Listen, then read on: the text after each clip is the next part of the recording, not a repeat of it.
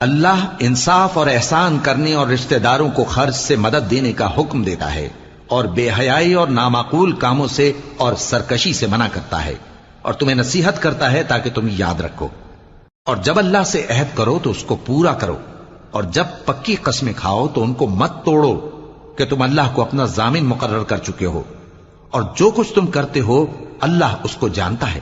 اور اس عورت کی طرح نہ ہونا جس نے محنت سے تو سود کاتا پھر اس کو توڑ کر ٹکڑے ٹکڑے کر ڈالا، کہ تم اپنی قسموں کو آپس میں اس بات کا ذریعہ بنانے لگو کہ ایک گروہ دوسرے گروہ سے زیادہ غالب رہے۔ بات یہ ہے کہ اللہ تمہیں اس سے آزماتا ہے، اور جن باتوں میں تم اختلاف کرتے ہو قیامت کے دن اس کی حقیقت تم پر ظاہر کر دے گا۔ اور اگر اللہ چاہتا تو تم سب کو ایک ہی جماعت بنا دیتا، لیکن وہ جسے چاہتا ہے گمراہ رہنے دیتا ہے اور جسے چاہتا ہے ہدایت دیتا ہے۔ اور جو عمل تم کرتے ہو اس دن ان کے بارے میں تم سے